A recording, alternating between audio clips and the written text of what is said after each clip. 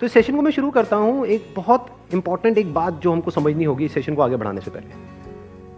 हमारा जो भी एजुकेशन सिस्टम है या जो भी बचपन से आज तक हमारी कंडीशनिंग हुई है, वो पूरा फोकस सिर्फ एक ही चीज के ऊपर है, वो है कि पैसा कमाओ। सब एग्री करते हैं इस बात से? तो पैसा कमाने पे तो सबका फोकस है, लेकिन कुछ ऐसा है जो इससे बहुत इंपॉर्टेंट है, उस पर किसी का फोकस नहीं। पैसा कमाने से भी ज्यादा जो इंपॉर्टेंट है वो है कि आपने कितना पैसा बचाया। इंपॉर्टेंट है या नहीं है लॉन्ग टर्म में? सपोजिंगली आपने 50,000 रुपए महीने का कमा तो लिया, लेकिन आपके खर्चे हैं 55,000 रुपए के, क्या करोगे? तो कितना आपने कमाया उससे ज्यादा इंपॉर्टेंट है आपने कितना बचाया। कितना बचाया इससे भी ज्यादा इंपॉर्टेंट है कि जो बचाया उसको किस तरीके से इन्वेस्ट किया।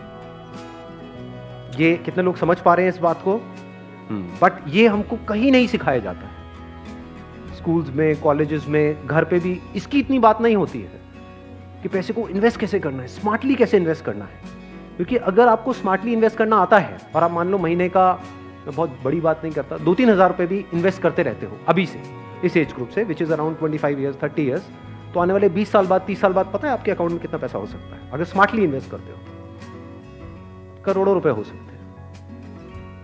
तो this topic today is extremely important, चाहे आप मेल हो चाहे फीमेल हो।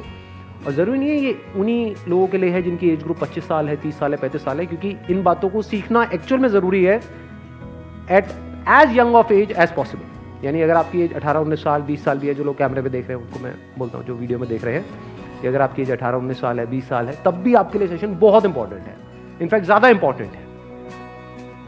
और मेरे को आइडिया कहाँ से आया ये सेशन करने का? मेरे एक फ्रेंड है, मेरी वैसे उनसे बातचीत हो रही, उन्होंने मेरे से पूछा कि यार मेरे पास में कुछ फंड पड़ा हुआ है, मुझे क्या करना चाहिए, उसको कहाँ इन्वेस्ट करना चाहिए? कुछ आइडियाज हैं आपके पास? नहीं, उन्होंने मुझसे पूछा, आप क्यों बीच में टांग अड़ा रहे हो? सीधा ही म्यूचुअल फंड है। तो उन्होंने मेरे से पूछा, तो मैंने ये नहीं कहा जो इन्होंने कहा, मैंने सबसे पहले उनसे ये पूछा, मैंने कहा आपने क्या किया हुआ उस पैसे का और कितना पैसा आपने जोड़ा हुआ है? तो उन्होंने बताया मेरे अकाउंट में अराउंड 4-5 लाख रुपए पड़ा हुआ है। मैंने कहा अकाउंट में मतलब? कहते savings account. And it's a huge blunder. और आप में से भी बहुत सारे लोगों के अकाउंट में पैसा पड़ा हुआ। कितने ऐसे हैं यहाँ पर? सेविंग अकाउंट में इंटरेस्ट कितना है पता है? 3%, 3.5%। इन्फ्लेशन कितनी है? इन्फ्लेशन पता है ना हम सबको क्या है? मान लो आज हम पेट्रोल खरीदते हैं, कितने का है पेट्रोल? कितने रुपए लीटर है? 73। ये आज से 20 साल पहले कितने का था? 20-25 रुपए का। तो 25 रुपए से बढ़ करके आज कहां हो गया है? 73 पे पहुंच गया। तो ऑलमोस्ट 3 गुना बढ़ गया है। तो अगर वो पैसा आपके सेविंग अकाउंट में पड़ा होता तो क्या वो 3 गुना बढ़ जाता? तो आप लॉस में हो। समझ गए? इन्फ्लेशन का जो रेट है अप्रोक्सीमेटली आप कह सकते हो 6% के आसपास मान लेते हैं, वो वेरी करता रहता है। बट अगर 6% इन्फ्लेशन है और 3% आप अर्न कर रहे हो उस पैसे पे, तो आप कमा नहीं रहे हो, आप गंवा रहे हो, क्योंकि उस पैसे की वैल्यू कम होती चली जा रही है और आप खुश हो रहे हो कि मैं पैसा जोड़ रहा हूं। आप जोड़ नहीं रहे हो, आप बेवकूफी कर रहे हो। इस तरह की कुछ चीजें हैं जो हमको सीखनी बहुत जरूरी है। और जैसे मैंने उनको ये बात बोली तो it was a surprise for him. मैंने कहा ये पैसा सेविंग्स में क्यों पड़ा है, इसकी एफडी क्यों नहीं कराई? क्योंकि एफडी में एटलीस्ट 7% इंटरेस्ट है। कहता मैंने कभी सोचा ही नहीं ऐसे, मेरे को किसी ने बताया ही नहीं इसके बारे में, कभी सिखाया ही नहीं। और ये कोई छोटी प्रॉब्लम नहीं, बहुत बड़ी प्रॉब्लम है। मैंने कुछ कैलकुलेशंस करी, फिर उनको मैंने बताया। मैंने कहा अगर सिर्फ इतना सा स्टेप हमने उठा लिया ना, इतना सा जो कुछ भी नहीं है, कुछ घंटे का है, कि जो सेविंग में पड़ा है उसकी एफडी करा दी है। एफडी भी अलग अलग ड्यूरेशन की करा दी। कुछ जो हमको पता है कि अभी इमीडिएटली काम नहीं आना है, उसकी मान लो 3 साल की करा दी। कुछ लगता है इमीडिएटली काम आना, तो 6 महीने की एफडी करा दी। अगर इतना सा भी हमने स्टेप उठा लिया तो अगले आने वाले 20 साल बाद कितने का फर्क पड़ जाएगा? Any idea? लाखों रुपए का फर्क पड़ेगा। कम से कम 20 लाख रुपए का फर्क पड़ेगा आने वाले 20 से 25 साल में। तो मैंने कहा वो जब 20-25 लाख आएंगे, अब ये करोगे तो हो ही आप, जो मैंने बताया है, तो उसमें से कुछ थोड़ा इधर भी दे देना भाई। आपने कितना पैसा कमाया उससे इंपॉर्टेंट क्या है? कितना बचाया। अब पैसे को बचाते कैसे हैं? पैसे को बचाना मतलब हम क्या समझते हैं? खर्चे कम करो, बस ये तो हमको समझ आता है कि सब्जी वाले से लड़ते रहो, रिक्शे वाला 10 रुपए नहीं भैया 8 रुपए ही दूंगी मैं, तो बचा लो 2 रुपए। इसकी मैं बात नहीं कर रहा हूं, मैं बात कर रहा हूं थोड़ी बड़ी गेम की। जहाँ पे हम कुछ बेवकूफ़ों वाले स्टेप्स उठाते हैं और अपना करोड़ों का नुकसान कर बैठते हैं। मैं 2-3 रुपए की, 5 रुपए की बात नहीं कर रहा हूँ। जो आज देखने में हज़ारों लग रहे हैं, वो आने वाले टाइम की करोड़ों हैं। याद रखना मेरी इस बात को। हज़ारों लाखों बन जाते हैं कुछ साल बाद, और लाखों करोड़ों बन जाते हैं कुछ साल बाद, अगर हमने स्मार्टली इन्वेस्ट किया तो। अब बताता हूँ आपको एक बहुत बड़ी गलती जो हम सब कर रहे हैं। आप में से कितनों ने इंश्योरेंस कराई हुई है? कौन सी इंश्योरेंस कराई हुई है? कितनों ने एंडोमेंट वाली कराई हुई है? कितनों को तो, एक मिनट, जिन्होंने इंश्योरेंस कराई हुई है कितनों को पता ही नहीं उन्होंने कौन सी कराई हुई है? करो, हाथ ऊपर करो। अरे वाह, वाह जी वाह। कितने हैं जिन्होंने एंडोमेंट कराई हुई है? एंडोमेंट पता है क्या होती है? कि आपने हर साल का इतना एक एक्स अमाउंट दिया, मानो 20-30 हज़ार रुपए दिया, और 10 साल बाद, 20 साल बाद आपको इतने लाख रुपए मिल जाएगा। उसको एंडोमेंट बोलते हैं। वही कराइए। हाँ, वही कराई है सर।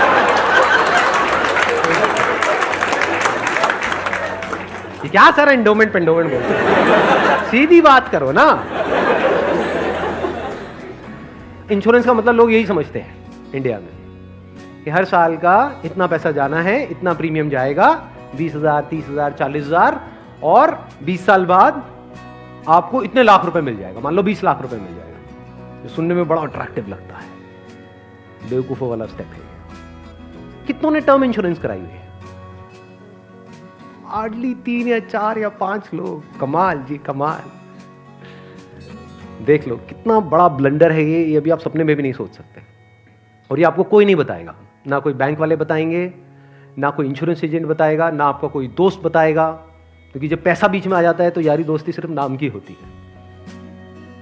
दारू पी रहे हो, और तुम मेरा भाई है, मैं तेरे साथ में कभी कुछ गलत नहीं कर सकता, ले तू एंडोमेंट करा, और तुम मेरे पे छोड़ दे यार। और आपको पता ही नहीं आपका कितना बुरी तरीके से कटा है। तो अब ध्यान से समझना, ये जो टर्म इंश्योरेंस है ये आपको कराने के लिए कोई नहीं बोलेगा। क्यों? क्योंकि इसमें जो इंश्योरेंस एजेंट है उसको पैसा ना के बराबर मिलेगा। जो एंडोमेंट प्लान्स होते हैं, जो यूलिप्स होते हैं, उसमें उनको अच्छा खासा कमीशन मिलता है। कुछ केसेस में 30% तक भी मिलता है। अगर आपने मानो 20,000 की इंश्योरेंस कराई तो 30% कट गया आपका। आपका कट नहीं गया है, पैसा आपका कट गया है। 6,000 रुपए गया। अगर 6,000 रुपए वैसे कहीं पे खो जाते हैं या नहीं मिलते हैं या कोई लेकर के आपसे भाग जाता है, कितने दिन तक टेंशन रहती है? मजे की बात क्या है, आपको पता ही नहीं है कि आपके साथ क्या हुआ है। ये जो टर्म इंश्योरेंस होती है इसमें ना के बराबर कटता है। इसमें बस एक पॉइंट होता है जिसको सुनते ही आप लोगों को झटका लगेगा, जिनका कन्वेंशनल माइंडसेट है। टर्म इंश्योरेंस क्या होती है कि आप इतना पैसा देते रहो, मानो आपने 10 साल दिया, 20 साल दिया, 30 साल दिया, 30 साल बाद आपको 1 रुपए भी वापस नहीं आएगा। ओह सर, ये क्या सर, वापस नहीं आएगा तो फायदा क्या? इंश्योरेंस किस लिए होती है? किस लिए होती है? कि कल को आपको कुछ हो जाए। ये बेसिक सी बातें बता रहा हूं आपको, ये नहीं पता है लोगों को। अभी देख लो कितनों ने हाथ उठाया था। बेसिक सी बात समझो, इंश्योरेंस का जो मतलब होता है वो होता है कि अगर आपको कुछ हो गया तो आपकी फैमिली को इतना पैसा मिल जाए कि उनको टेंशन ना हो। मान लो आप अर्निंग मेंबर हो फैमिली में, आप महीने का मान लो 30,000 कमा रहे हो, 40,000 कमा रहे हो, तो इंश्योरेंस का मतलब क्या है कि अगर आपको कुछ हो जाए तो आपकी फैमिली को इतना पैसा मिलना चाहिए कि उनके पास 40-50 हज़ार रुपये आता रहे। ये जो पॉलिसीज होती हैं, एंडोमेंट, यूलिप और ये सब जितनी भी होती हैं, इसमें कवर बहुत कम होता है। कवर का मतलब समझते हैं हम? कवर मतलब लाइफ कवर, जितने की कवरेज हुई है।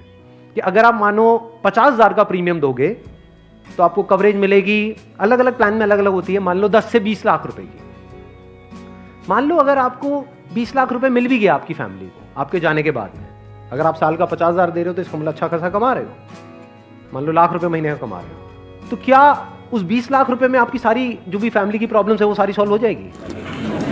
तो करा क्यों रहे हो ऐसी इंश्योरेंस? बस लालच, कितने साल बाद इतना पैसा मिलेगा? 20 लाख को अगर आपकी फैमिली आपके जाने के बाद में बैंक में रखती है, वहां से कितना इंटरेस्ट आएगा? मान लो 7% भी आ जाता है, 7% कितना होता है? 1,40,000, 20 लाख पे महीने का कितना हुआ? 12,000 रुपये महीना।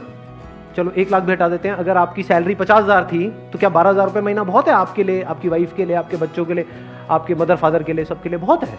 बिल्कुल। तो फिर ऐसी इंश्योरेंस हम क्यों कराते हैं? क्योंकि हम इन चीज़ों में कभी दिमाग ही नहीं लगाते हैं।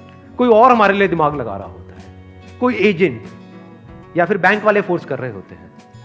आजकल ये नया ट्रेंड चल गया है कि आपके बैंक अकाउंट में थोड़ा सा भी पैसा पड़ा होगा, बैंक से फोन आ जाएगा। हो रहा है ऐसा है, नहीं हो रहा है कि क्यों रखा हुआ है, ये करा लो ना, वो करा लो ना। अब वो क्या करवाने को बोलेंगे आपको, जिसमें आपका फायदा है, जिसमें उनका फायदा है। इस बेसिक सी चीज को समझ लो। तो टर्म इंश्योरेंस के लिए आपको कोई नहीं बोलने वाला। उल्टा अगर आप बोलोगे तो वो लोग मना ही करेंगे, आपको कहेंगे इसमें मिलना तो है नहीं, फायदा क्या है। अब टर्म इंश्योरेंस का फायदा समझो। यहां पे आपने एंडोमेंट में, यूलिप में कितना दिया, 50,000 साल का, और मिला कितना, कवर कितने का है, 20 लाख का मैक्सिमम। कई कई केसेस ऐसे भी हैं जहां पे 50,000 आपने दिया और 10 लाख का कवर है। 10 लाख रुपए कुछ भी नहीं है अगर कुछ आपको हो जाता है तो। अब वहां पर क्या है, 10,000 रुपए आप देते हो साल का, और कवर कितना है, 1 crore. 1 crore approximately, depends upon the age. But 1 crore का आपको कवर मिला। 10,000 रुपए आपने साल का दिया, 1 करोड़ अगर उन्होंने बैंक में भी रखा, कितना आया, 7 लाख रुपए साल का आया। महीने का कितना हुआ, अराउंड 60,000। बहुत है। अगर आप 50,000 रुपए कमा रहे हो, बल्कि 10,000 ज्यादा दे दिए। अगर आप मैं वही बोलने ही वाला था कि अगर आप जरूरत से ज्यादा लड़ते हो घर में, तो आपके घर वाले खुश होंगे। चलो एक काम तो अच्छा किया जिंदगी में। तो अगर आपका बजट 50,000 का है इंश्योरेंस कराने का, तो 10,000 आपने कराई टर्म इंश्योरेंस, बिना ये सोचे कि मेरे को वापस कितना मिलेगा, क्योंकि वापस मिलने के लिए इंश्योरेंस नहीं है। इंश्योरेंस है लाइफ कवरेज के लिए। टर्म इंश्योरेंस मतलब क्या, कि आप उतना ही पैसा दे रहे हो जितने का आपको लाइफ कवर चाहिए। सिंपल। मान लो आप लाख रुपए महीने का कमा रहे हो, तो आपको कितने की पॉलिसी चाहिए, 2 करोड़। 2 करोड़ की। 2 करोड़ के लिए कितने का प्रीमियम जाएगा साल का, 20,000 रुपए बस। इससे ऊपर 1 रुपए भी देना इलॉजिकल है। इसको बोलते हैं पैसे को बचाना। और वैसे अगर आपको 2 करोड़ की कवर चाहिए एंडोमेंट पॉलिसी में, तो कितने का प्रीमियम देना पड़ेगा साल का, 10 से 20 लाख रुपए साल का आपको प्रीमियम देना पड़ेगा। मतलब जितना कमा रहे हो उससे ज्यादा देना पड़ेगा। समझ गए क्या हो रहा है? जो कमा रहे हो वो सारा इंश्योरेंस में ही जाएगा, तब जाकर के एक ढंग का कवर मिलेगा आपको। जब मैंने भी अपने घर में बात करी टर्म इंश्योरेंस कराने की अपनी, तो उन्होंने सबसे पहली चीज यही पूछी, मेरे जो फादर है, कि ठीक है ये तो समझ आता है कि इतना पैसा जा रहा है, 20 साल बाद कितना मिलेगा? मैं कुछ नहीं मिलेगा। मैं कहा हाँ अगर कुछ हो गया तो मिलेगा। तो अरे नहीं बेटा ये क्या बात। मैं कहा इसीलिए होती है इंश्योरेंस पॉलिसी, मिलेगा। इस तरह से आप ज्यादा से ज्यादा कवर ले सकते हैं। Health insurance sir, health insurance is must, आज के टाइम में बहुत जरूरी है। नहीं तो होगा क्या, आपने पैसा बचाया, मान लो बहुत एफर्ट किया, बहुत मेहनत करी, पता नहीं क्या क्या करा, और एक एक्स अमाउंट आपने बचा भी लिया। 10 साल 20 साल काम करके मान लो 10-20 लाख रुपए आपने बचा लिया, किसी तरीके से सेव कर लिया, और अगर कोई बीमारी हो गई तो कितनी देर लगेगी उस पैसे को खत्म होने में? हफ्ता, 10 दिन, 15 दिन। कितने लोग प्रैक्टिकली मेरी इस बात से रिलेट कर पा रहे हैं? सब कर पा रहे हैं। और कितनों ने हेल्थ इंश्योरेंस कराई हुई है? रिलेट सारे कर पा रहे हैं, लेकिन हार्डली आधे लोग ऐसे हैं जिन्होंने एक्चुअल में अपनी हेल्थ इंश्योरेंस कराई हुई है। और हेल्थ इंश्योरेंस भी मुझे लग रहा है ज्यादातर ने तो नाम के लिए करा रखी होगी। कितना कवर है? क्योंकि अगर आप कवर ज्यादा भी लेते हो तो प्रीमियम आपको बहुत ज्यादा नहीं देना पड़ता है, मार्जिनली एक्स्ट्रा होता है। उसमें आपकी पूरी फैमिली कवर हो जाती है, मतलब आप, आपकी वाइफ, आपके बच्चे सारे कवर हो जाते हैं। इसको आप हेल्थ इंश्योरेंस कहो, मेडिकल इंश्योरेंस कहो, मस्ट है ये होनी ही चाहिए। ज्यादातर ऐसे केसेस में क्या होता है, जिन्होंने कोई हेल्थ इंश्योरेंस अपनी नहीं कराई होती है, क्योंकि अब छोड़ तो सकते नहीं उस पर्सन को जो हमारे साथ में है, या खुद अगर कुछ हो गया तो अब अपने आप को ये तो नहीं कह सकते कि हाँ मरते तो ऐसे में क्या होता है, एक तो सेविंग्स आपकी खत्म होती है बड़ी तेजी से, दूसरा क्या खत्म होता है, और क्या होता है, लोन लेना पड़ेगा, उधार लेना पड़ेगा।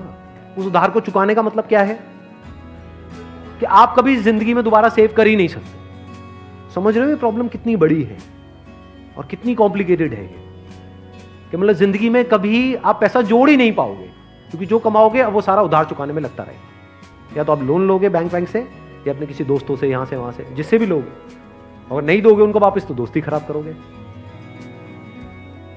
और एक और जब बात यहां तक आई है तो एक और चीज, एक और गलती हम करते हैं, we want to make quick money.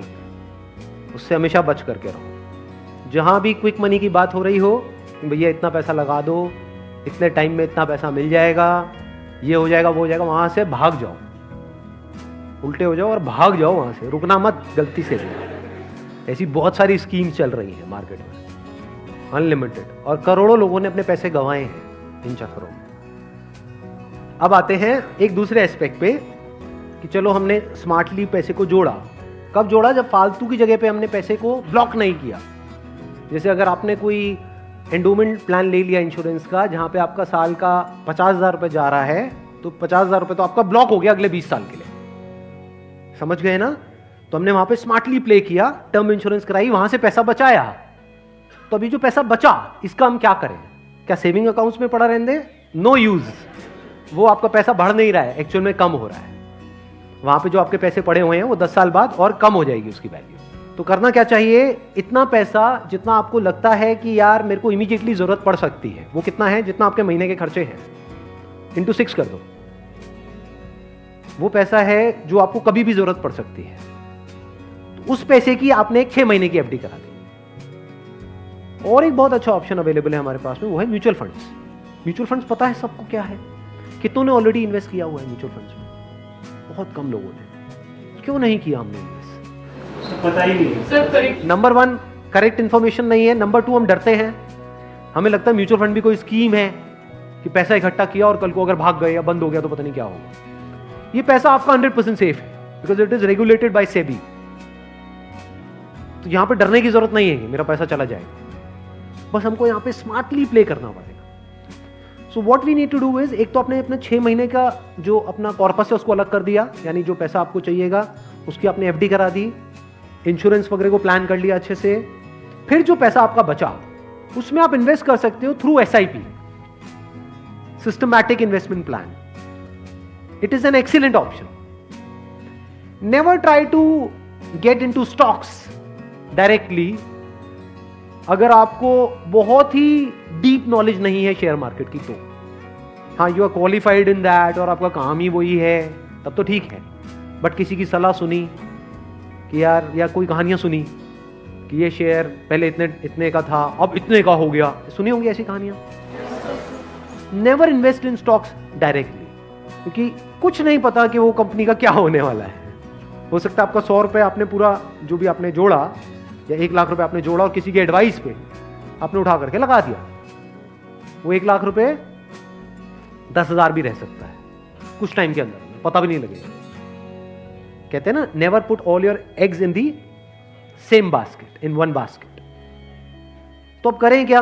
क्योंकि ये प्रॉब्लम क्या है, इन्फ्लेशन अगर है 6% का और एफडी में आपको मिल रहा है 7%, तो अल्टीमेटली आप कितना कमा रहे हो? 1%। 1% से क्या होगा? करोड़पति बन जाओगे? इम्पॉसिबल। तो आप क्या कर सकते हो, अपना आधा पैसा सेफ जगह पर रखो। सेफ जगह क्या है? एफडी हो गया। एफडी में भी एक और चीज है जो बहुत लोगों को नहीं पता है। वो क्या है कि ऐसे, एक तो है बैंक में आप एफडी कराते हो, एक है कुछ कंपनीज है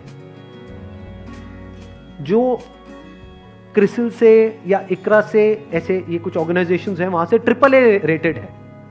AAA रेटेड का मतलब होता है highly secure, as secure as a bank. वहां पर अगर आप एफडी कराते हो तो आपको 9% तक का इंटरेस्ट मिल जाता है। ये जो सुनने में लगता है ना 7% और 9%, ये अभी छोटा लगता है, लेकिन आने वाले 20 साल बाद इसकी कितनी बड़ी अमाउंट होती है अगर आप कंपाउंडिंग को बीच में ले आओ, that you can't even think in the wildest of your dreams. Compounding कितने लोगों को पता है?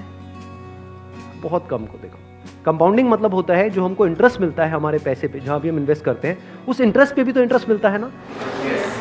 मान लो आपने 100 रुपए इन्वेस्ट किया, 1 साल बाद 20% की रिटर्न आई, तो अगले साल 120 पे 20% मिलेगा। कितना हो गया? 144। उसके अगले साल 144 पे 20% मिलेगा, 100 पे नहीं मिलेगा। और जब इसको आप इस तरीके से देखते चले जाओगे तो ये फिगर देखने में छोटी लगेगी, शुरू छोटे से होएगी, शुरू होएगी 2-3 हजार 5 हजार से, ये करोड़ों में पहुंचने में देर नहीं लगेगी। मतलब हर महीने का मैं कंजर्वेटिव भी पकड़ता हूं, अगर 2-3 हजार रुपए भी हम सेव करते हैं, उसको स्मार्टली इन्वेस्ट करते हैं, इतना सा सीख जाते हैं, तो बहुत बड़ा डिफरेंस आ जाएगा हमारी लाइफ में आने वाले कुछ साल बाद, ह्यूज डिफरेंस। तो आपको दिमाग ये लगाना है कि लॉन्ग टर्म में बेस्ट पॉसिबल ऑप्शंस क्या क्या अवेलेबल है। जैसे आप में से कितने हैं जो मैरिड हैं और जिनकी कोई डॉटर है? तो एक गवर्नमेंट की तरफ से एक स्कीम है सुकन्या योजना करके, सुना है इसके बारे में? That is an excellent investment option, government की तरफ से सब्सिडाइज्ड है वो। तो वहां पे आप एक्सपेक्ट कर सकते हो 9% की रिटर्न जो गवर्नमेंट की तरफ से मिल रही है आपको, और हर साल का आपके ऊपर है आपको कितना इन्वेस्ट करना है। हाईएस्ट लिमिट 1.5 लाख की है, बट आपके ऊपर है, किसी साल में आपने 10,000 कर दिया, कभी 20,000 कर दिया, ऐसे आप करते रहे over a period of next 15-20 years. उसके बाद में बहुत बड़ा कॉर्पस उसको मिलेगा अपने एजुकेशन के लिए या किसी भी चीज के लिए, फ्यूचर के लिए। इसको बोलते हैं स्मार्ट इन्वेस्टमेंट। पैसे से पैसा कैसे कमाना है, ये एक बहुत बड़ी आर्ट है, क्योंकि ये जिसको आती है और अगर उसकी कमाई कम भी है तब भी वो आने वाले 20-30 साल बाद बिल्कुल ऐसा है जैसे कछुआ और खरगोश की कहानी। इमीडिएटली नहीं, मान लो कोई बंदा है 50,000 रुपए कमा रहा है लेकिन वो स्मार्टली इन्वेस्ट कर रहा है। दूसरी तरफ से कोई बंदा है जो 1 लाख रुपए महीने का कमा रहा है लेकिन ना तो ढंग से पैसा बचा रहा है ना समझदारी से इन्वेस्ट कर रहा है। तो आने वाले 20-30 साल बाद ये जो 50,000 वाला है ये उससे बहुत आगे होगा, ये करोड़ों में होगा, और उस बंदे के हाथ में कुछ भी नहीं होगा। वो हो सकता है डेट में हो, मतलब उसके ऊपर कर्जा होगा, और ये बंदा ऐसा होगा जो कर्जा देने लायक पोजीशन में होगा, ऐसा भी हो सकता है। ये अगर हम बेसिक से फंडों को समझते चले जाएं तो अब ध्यान से समझना। अब यहां पर हम कहां तक पहुंच गए थे? SIP is an excellent option. SIP का मतलब होता है कि आपने अपना एक अमाउंट फिक्स कर लिया, हर महीने का इतना अमाउंट तो एसआईपी में देना ही देना है म्यूचुअल फंड में। अब म्यूचुअल फंड कैसे चूज करें? हजारों म्यूचुअल फंड है। लार्ज कैप इक्विटी फंड को पकड़ो, वो भी कुछ वेबसाइट्स है जैसे मनी कंट्रोल है, वैल्यू रिसर्च है, वहां पर जाकर के देखो उन फंड्स की रेटिंग कम से कम 4 से 5 स्टार होनी चाहिए। कोई ऐसा फंड है उसकी 1 या 2 स्टार की रेटिंग है, मत करो उसमें, बल्कि ऐसा फंड होना चाहिए जो हर वेबसाइट पे 4 या 5 स्टार की रेटिंग है। अब आपने क्या किया कि हर महीने का अपना एक अमाउंट फिक्स कर लिया, दैट कुड बी एनीथिंग, 1,000 रुपए, 2,000 रुपए, 3,000 रुपए, 4,000, 5,000, what ever that amount. SIP के थ्रू ऑटोमेटिकली इतना अमाउंट आपके अकाउंट से डेबिट होता चला जाएगा over a period of next 10 years, 20 years, 30 years. अभी स्मार्ट इन्वेस्टमेंट क्यों है? एक तरफ से मैं इंश्योरेंस के लिए मना कर रहा था, इसके लिए स्मार्ट क्यों है? क्योंकि यहां पे आपका पैसा नहीं कट रहा है, जो पैसा आप लगा रहे हो पूरा का पूरा इन्वेस्ट हो रहा है। इसमें भी 2 ऑप्शन है, एक आप ब्रोकर के थ्रू जा सकते हो, एक है डायरेक्ट जा सकते हो। तो वहां पे आपका 1% और बच जाएगा। मान लो टोटल 1.5% कटना था हर साल का, अब कितना कटेगा? सिर्फ 0.5%। अभी 1% सुनने में छोटा लगता है, but over a period of 20-30 years ये लाखों रुपए का होता है। मतलब डिसीजन लेने में कुछ मिनट्स लगते हैं इन बातों को समझने में, लेकिन आने वाले टाइम में यही फर्क होगा कि आपके अकाउंट में लाखों है, करोड़ों है, क्या है। अच्छा, म्यूचुअल फंड क्यों और स्टॉक्स क्यों नहीं? क्योंकि स्टॉक्स में आप 1 या 2 या 4 में इन्वेस्ट कर रहे हो, म्यूचुअल फंड जो है वो डिवाइड कर देते हैं। वो मान लो 50 में उन्होंने इन्वेस्ट कर दिया, तो अब अगर उसमें से एक कंपनी बंद भी हो गई तब भी प्रोपोर्शनेटली जो आपने इन्वेस्टमेंट करी है उसमें उसका परसेंटेज क्या था? मान लो 2%, तो आपको 100 रुपए 98 रह गया, बस इतना ही हुआ। अब मार्केट में सबसे बड़ा डर लोगों को यह होता है जो म्यूचुअल फंड में नहीं इन्वेस्ट करते हैं कि कल को नीचे आ गया तो क्या होगा, क्योंकि नीचे आने की कोई लिमिट नहीं है। एफडी में यह है कि नीचे नहीं आएगा, इंटरेस्ट कम हो सकता है, नीचे नहीं आएगा। तो म्यूचुअल फंड में लोग नीचे आने के नाम से डरते हैं, ऊपर जाने में कोई डर नहीं है। अगर गारंटी मिल जाए कि भैया साल का इतना % तो आना ही आना है और आता ही रहेगा जिंदगी भर, तो कोई डर ही नहीं है, फिर तो सारे लगा देंगे। बट कोई गारंटी नहीं है ना, और नीचे भी जा सकता है। तो अगर कुछ ऐसा हो जाए कि अगर म्यूचुअल फंड नीचे भी जाए तब भी आपका फायदा हो जाए, तो प्रॉब्लम सॉल्व हो गई ना। ये मेरी अपनी स्ट्रैटेजी है, ये कोई किसी बुक में नहीं है या कोई थ्योरी नहीं है, ये मेरी अपनी स्ट्रैटेजी है, वो मैं आप लोगों के साथ में शेयर कर रहा हूँ। आपको क्या करना है? मोटा मोटा स्टॉक मार्केट को ट्रैक करना है, हफ्ते में 1 दिन देख लो कि अभी कितने पे चल रहा है। मान लो एक पीक है, पीक अभी मान लो 40,000 है, अभी मार्केट चल रहा है अराउंड कितना? 37 के अराउंड चल रहा है। तो मेरी स्ट्रैटेजी क्या है?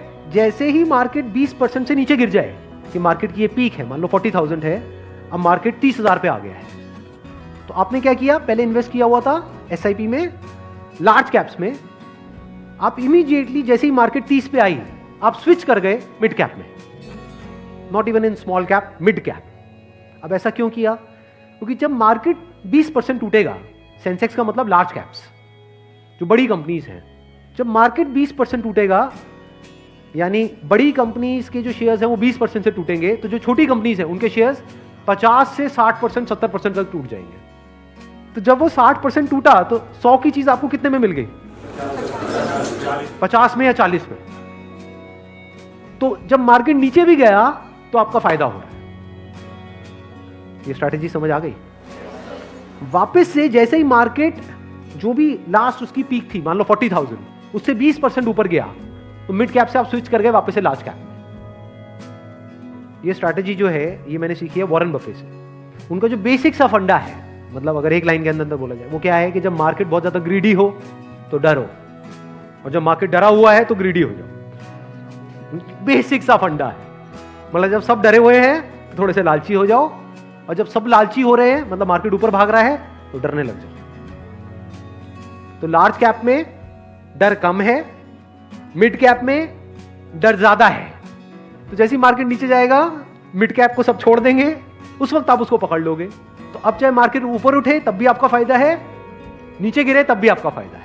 आप वेट कर रहे हो, मैं आज एक्चुअल में वेट कर रहा हूं। लोग हैं डरते हैं, जो म्यूचुअल फंड में इन्वेस्ट करते हैं, स्टॉक्स में इन्वेस्ट करते हैं, लोग डरते हैं कि मार्केट नीचे ना आ जाए, मार्केट ऊपर। मैं वेट कर रहा हूं, जाए तो सही नीचे। समझ गए? क्योंकि लार्ज कैप टूटेगा 20%, तो मिड कैप टूट जाएगा 60%। तो मेरा 100 रुपए लगा हुआ था तो 80 रह जाएगा, उस 80 को उठा करके मैं मिड कैप में डाल दूंगा। फिर आराम से बैठ जाऊंगा कुछ सालों के लिए। तो जैसे ही मार्केट ऊपर जाएगा, मतलब लोग लालच से तड़प रहे हैं, तब जैसे ही 20% ऊपर गया, मान लो 48,000 पे गया, मिड कैप से हट करके मैं आ जाऊंगा लार्ज कैप, वापस से सेफ हो गया। अब जो नया पीक बन गया वो क्या बन गया? 48,000। आज की रेट में क्या है? 40,000। अब 48,000 पे 2020 चलेगा। आ गया गेम समझ में? तो यहां से आप पीसफुल हो। नहीं तो लोग डरे ही रहते हैं, म्यूचुअल फंड के नाम से डरते हैं। क्यों डरते हैं? अरे कम हो रहा है, कम हो रहा है, कम हो रहा है। कम हो रहा है तो बढ़िया है, तब भी आपका फायदा है, और बढ़ रहा है तो फायदा है ही है।